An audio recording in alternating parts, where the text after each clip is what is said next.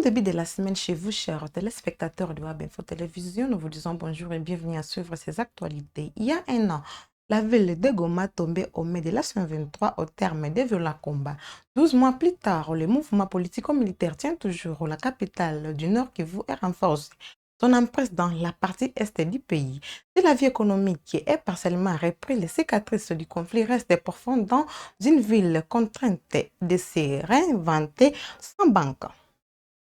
Le président de la République démocratique du Congo, Félix-Antoine Tshisekedi, est attendu ce lundi 26 janvier 2026 à Kananga, chef-lieu de la province du Kasaï central, pour une visite officielle placée sous le sceau du développement. Ce déplacement vivement attendu par la population locale s'inscrit dans la dynamique de modernisation des infrastructures publiques engagées par le gouvernement. D'après le programme établi, le chef de l'État procédera le mardi 27 janvier 2026 à l'inauguration de plusieurs ouvrages d'intérêt public, notamment la nouvelle université de Kananga. Cet établissement d'enseignement supérieur est destiné à renforcer l'offre éducative dans la région et à favoriser la formation d'une jeunesse compétente capable de contribuer efficacement au développement du provincial au national. D'après le programme établi, le chef de l'État procédera le mardi 27 janvier 2026 à l'inauguration de plusieurs ouvrages d'intérêt public, notamment la nouvelle université de Kananga. Cet établissement d'enseignement supérieur est destiné à renforcer l'offre éducative dans la région et à favoriser la formation d'une jeunesse compétente capable de contribuer efficacement au développement provincial et national. Les travaux de construction de cette université avaient été lancés en 2022 par l'ancien Premier ministre Jean-Michel Sama Lukonde dans le cadre du programme de réhabilitation et d'extension des infrastructures éducatives. Après plusieurs années de travaux, l'infrastructure est désormais achevée et prête à être mise en service au bénéfice de la communauté universitaire. Par ailleurs, d'autres infrastructures modernes seront également mises en exploitation, traduisant la volonté des autorités de doter les Kasaï central d'équipements adaptés aux besoins de la population et de soutenir la croissance socio-économique de la province. Cette visite présidentielle apparaît ainsi comme un signal fort en faveur du développement local. Elle confirme l'engagement du gouvernement à renforcer les investissements dans les secteurs stratégiques et à améliorer durablement les conditions de vie des habitants du Kasaï central. Le président de la République démocratique du Congo, Félix Tshisekedi, est attendu ce lundi 26 janvier 2026 à Kananga, chef-lieu du Kasaï central, pour une visite officielle placée sous les signes du développement. Au cœur de ce déplacement, l'inauguration de plusieurs infrastructures majeures, dont la nouvelle université de Kananga. Reportage. Il y a un an, jour pour jour, Goma basculait. Après plusieurs jours d'affrontements intenses, l'AFC M23 prenait le contrôle de la principale ville de l'Est de la République démocratique du Congo avec l'appui décisif des forces rwandaises selon les autorités congolaises et plusieurs rapports internationaux. Une chute brutale qui a marqué un tournant dans les conflits armés qui ravagent la région depuis des décennies. 12 mois plus tard, le mouvement politico-militaire est toujours solidement installé. Loin de se limiter à une occupation militaire, l'AFC M23 multiplie les initiatives visant à consolider son pouvoir. Mise en place d'une administration parallèle, contrôle accru de la population, gestion directe de certaines activités économiques et sécuritaires. À Goma, les quotidiens s'organisent désormais sous une autorité des faits dont la légitimité est largement contestée. Les combats en janvier 2025 ont laissé des traces profondes. Quartiers détruits, infrastructures endommagées, familles endeuillées. La mémoire des affrontements reste vive dans les esprits. Si les armes se sont tues, la paix, elle, persiste. Nombre d'habitants témoignent d'un climat d'incertitude permanent, rythmé par des contrôles et des restrictions des mouvements. À cette insécurité s'ajoute un bouleversement économique majeur. L'absence des banques. Depuis la prise de la ville, les institutions bancaires sont restées fermées, plongeant la population dans un système fondé presque exclusivement sur les cash, les transferts informels et les réseaux de solidarité. Une situation qui complique les échanges, freine les investissements et accentue la précarité. Malgré tout, Goma continue de vivre. Les marchés ont rouvert peu, les commerces ont repris peu à peu leurs activités et la circulation s'est densifiée. Par nécessité, les habitants ont développé de nouvelles stratégies de survie. Troc, micro-commerce, réseau de confiance et entraide communautaire. Mais cette reprise reste fragile. L'incertitude politique, l'absence d'un cadre cadre institutionnel reconnu et la crainte d'une reprise des combats pèsent lourdement sur les perspectives d'avenir. Pour beaucoup, la priorité demeure la sécurité avant toute relance durable. Un an après la chute de Goma, la ville se trouve à la croisée des chemins entre une occupation qui s'installe dans la durée et une population contrainte de s'adapter. L'espoir d'un retour rapide à la paix semble lointain. Dans cette région meurtrie, le temps n'efface ni les blessures ni les inquiétudes et l'avenir reste suspendu aux évolutions d'un conflit dont l'issue demeure incertaine. À quelques heures de l'arrivée du président Félix Tshisekedi à Kananga, la mobilisation s'est intensifiée. Le questeur du Sénat a consacré toute sa journée dominicale aux préparatifs d'un accueil chaleureux réservé au président. Il s'est successivement rendu dans les territoires de Kazumba à inspecter les travaux de réhabilitation de la route nationale numéro 1 sur les tronçons Boulungu-Kananga avant de prendre part tôt le matin à la messe de 6 heures à la paroisse Saint-Marc à Katoka 3. Reporter signé Rachel Kitita. Dès 6h20, le sénateur Topin Kabongo Mukengeshaï a pris part à la première messe célébrée en la paroisse Saint-Martin de Katoka 3 à Kananga. S'appuyant sur l'évangile du jour, le célébrant, l'abbé curé Augustin Moussanga, a centré son homélie sur les valeurs fondamentales de l'amour, de l'unité et du vivre ensemble, des principes qui s'inscrivent pleinement dans la vision de paix et de solidarité prônée par les institutions de la République. À l'issue de l'office religieux, l'honorable Topin Kabongo a été officiellement présenté à l'Assemblée des fidèles. L'abbé curé a salué et remercié le questeur pour son accompagnement soutenu aux œuvres sociales de la paroisse, témoignant ainsi du partenariat entre les institutions publiques et les confessions religieuses dans l'encadrement moral et social des communautés. La parole lui a été accordée pour saluer l'Assemblée et le sénateur a saisi cette occasion pour sensibiliser sur l'arrivée du président de la République dans la ville de Kananga.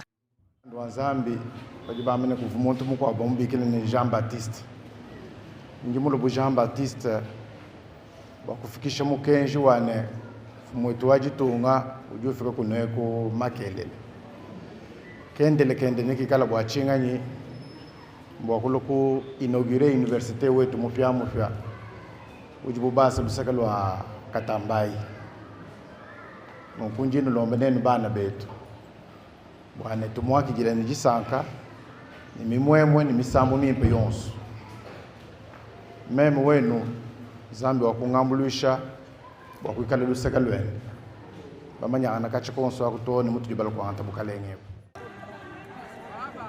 Dans un esprit de proximité républicaine, le sénateur a ensuite échangé avec les fidèles catholiques, réaffirmant son attachement aux valeurs de simplicité, d'écoute et de service à la population. Poursuivant ses activités dominicales, le cortège du questeur du Sénat a pris la direction du territoire de Kazumba. L'élu du Kasaï central s'est rendu au village Ngomba di Bataille où il a procédé à la concrétisation d'un engagement pris auprès de la population locale. Après la réalisation d'un forage d'eau potable, Topin Kabongo Mukengeshaï a remis un poste téléviseur communautaire destiné à renforcer l'accès à l'information, à l'éducation civique et au suivi des activités des institutions de la République, en particulier celle du président de la République, Félix Antoine Tshisekedi Tshilombo. Kabongo twasikijile wobungi twele président Tshilombo twasikijile tukatuvumanyina ebibi jumo kwenzakato tujitumulombele anzambi amuvujijile bya bungi fabekesi biji mutufeshi kajika fungijito tujitombene mwendende lufesu zoluchi musile mwene kabinji mwene mufongo mwene muchawuji mwene lukinu mwene lubambu chaji lufe tutwele shefu twasakijile wabungi mumwa kutashila imayi tutuwe twasakijile bwatuvinga jile babiji mweze bibiche babiji mutwenzele bwajitonga je tujiyi kumpala kibalukai bosi bwatu basangile mwabewu tutumuvinga jila tuyilisaka jabumba kuvinga jila mutwasanga twasakijila mubatatu mubamu mubansonga. Sur le chemin de retour vers Kananga, l'honorable Topin Kabongo, questeur du Sénat, a inspecté l'évolution des travaux de réhabilitation de la route nationale numéro 1 de Boulungu jusqu'à Kananga, long de 64 km. Sur les sites, il s'est entretenu avec les ingénieurs responsables du chantier qui lui ont fourni des informations techniques sur l'état d'avancement des travaux, un projet structurant inscrit dans la dynamique nationale de désenclavement et de relance économique. Dernière étape de cette journée, le poste de péage de la Louloua.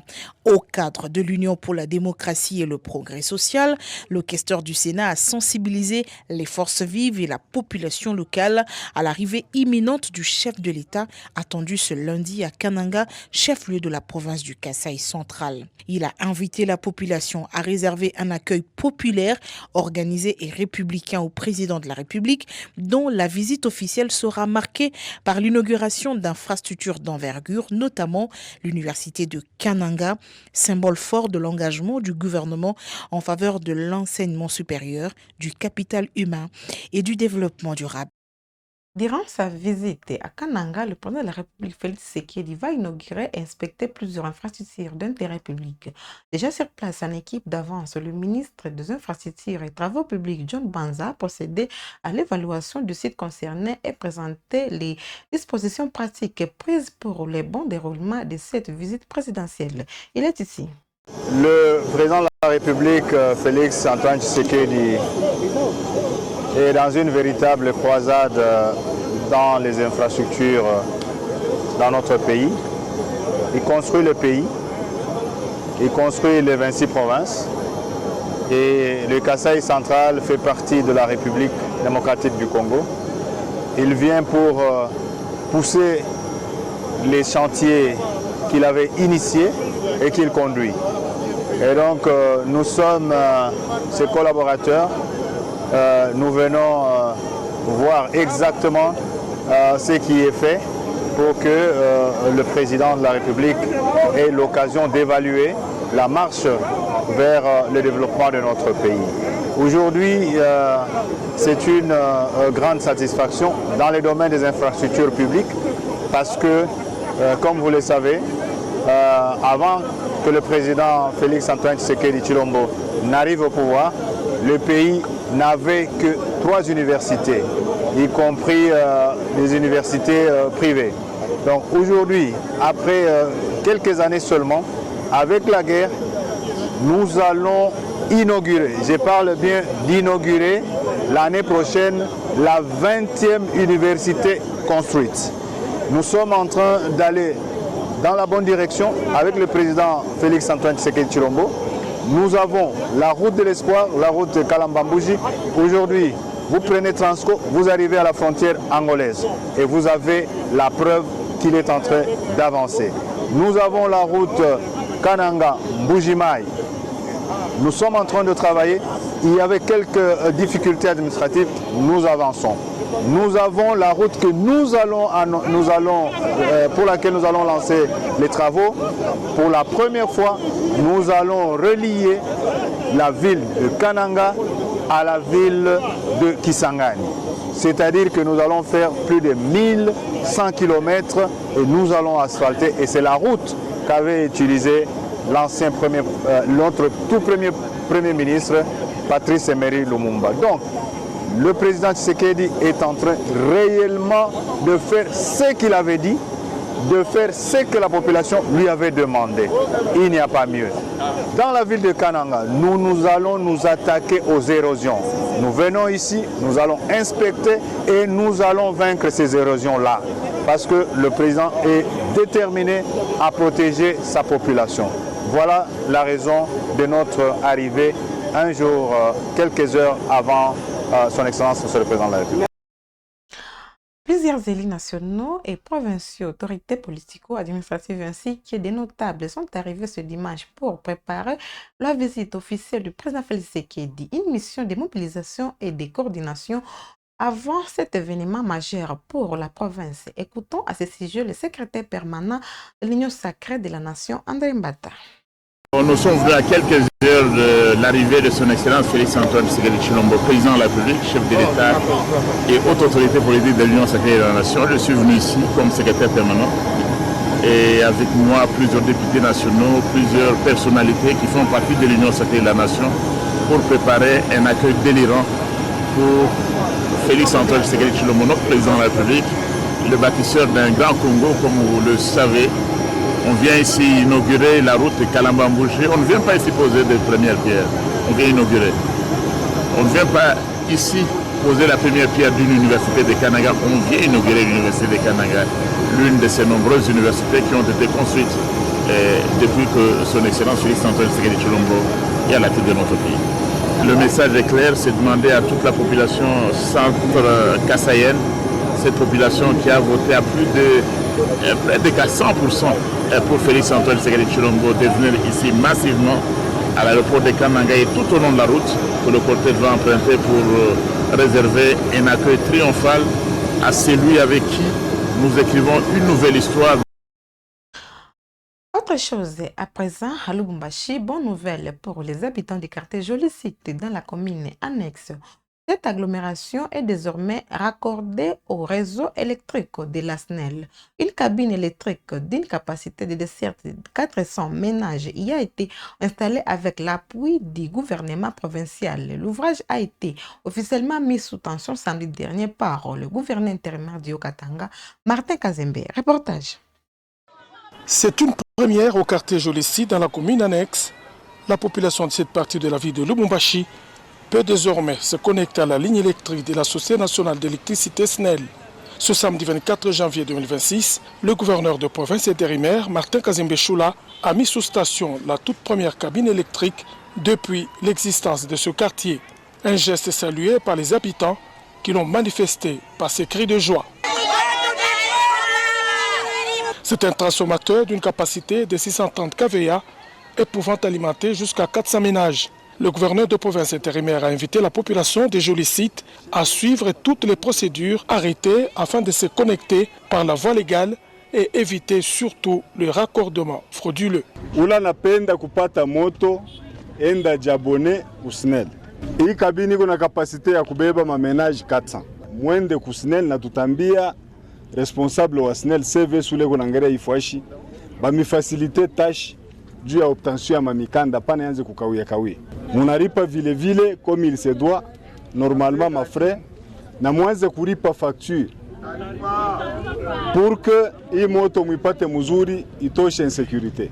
En plus de cet ouvrage qui permettra de renforcer la sécurité des personnes et de leurs biens, le chef de l'exécutif provincial a sur le champ rencontré la préoccupation majeure de ses administrés des Jolicites de construire l'avenue Kisushi qui part de la route Likasi à la route de Kasenga, soit une distance de 5 km. Une promesse ferme de Martin Kazembe Choula aux habitants des Jolicites. Je vous informe que Ibalabala, Imwaka Itaisha, tukuna asphalte. Ile yote tunefanya kupitia kwa président de la République parce que eko na prôner le peuple d'abord. Shinjo vile. Murikala miaka ya mingi mais hii mwaka 2026 na mwe mutaona mwangaza na balabala itapita. Les habitants des Jolicites ont remercié le gouverneur de province et toute sa suite pour cette marque de proximité. C'est la joie qui nous anime d'abord de voir notre gouverneur s'occuper de nous. C'était un rêve hier, aujourd'hui une réalité. Que l'Éternel le garde. En tout cas, Nifura moi Mounene Sana, ça fait longtemps, beaucoup d'années. Population à Jolicite kupaka mungiza. Leo population à Jolicite inapata moto. Mungu amubariki sana. Il reste à la population des Jolicites de se mettre en ordre avec la SNEL et à se connecter au réseau électrique pour la première fois de son histoire. Et pour terminer, en Ituri, province sous état de siège, la route provinciale numéro 434 sort de l'oubli. Longue de près de 80 km en territoire d'Arou, cette voie autrefois impraticable a été entièrement réhabilitée. Un axe stratégique qui facilite désormais les échanges et le désenclavement de la région. Pour plus de précisions, suivez ces reportages. Autrefois un mythe, aujourd'hui Une réalité sous état de siège. Rouler à plus de 100 km à l'heure est désormais possible sur la route provinciale numéro 434, long de 80 km en province d'Editouri. Cette performance est le fruit d'une expertise éprouvée, mise en œuvre par l'entreprise OGK Construction Sarlu, dirigée par son président-directeur général Kenda Odou James. Sur cet axe entièrement réhabilité, la sensation est comparable à un voyage en avion. Confort, fluidité et sécurité. Une réalisation qui répond aux attentes de la population et redonne vie à cet important corridor routier. Je remercie le boss Kenda ainsi que les gouverneurs militaires. Autrefois, la route était sinueuse et en très mauvais état, rendant la circulation presque impossible. Aujourd'hui, elle a été redressée et les usagers circulent librement. Une mission d'inspection technique menée par une délégation mandatée par le gouverneur militaire de la province d'Editouri, le lieutenant-général Luboyanka Chamadjoni, s'est imprégné de la qualité des travaux réalisés du tronçon Kamaka Nzinzi. La distance importe désormais peu. Tout semble plus proche, plus accessible et surtout plus sûr. Nous avons vu que l'entreprise s'est déployée réellement en toute conscience. Ils ont fait vraiment un travail qui nous a épatés. Les conseils ont été bien suivis, ils ont respecté les normes. Notre déshydratat du moment, c'est que la maintenance de cet ouvrage nous soit confiée. Ça va nous permettre de bien surveiller l'ouvrage, étant donné que c'est nous qui l'avons réhabilité après autant d'années. Si quelque chose est bien fait et quelque chose qui a été promis et réalisé, pourquoi pas accepter? Ceux-là qui pensent qu'on n'a rien fait, à moins qu'ils sont des aveugles. Cette dynamique s'inscrit dans la vision du président de la République, Félix-Antoine Tshisekedi Tshilombo, qui place les infrastructures au cœur du redressement national. À Ituri, sous état de siège, les routes deviennent de symboles de stabilité et de développement. Merci encore une fois de plus de nous avoir suivis, mesdames et messieurs, et chers téléspectateurs de Web Info Télévision. C'est par cet élément que nous clôturons les actualités. N'oubliez pas de vous abonner, de cliquer sur la cloche de notification pour ne rien manquer sur votre chaîne Web Info Télévision. Portez-vous bien.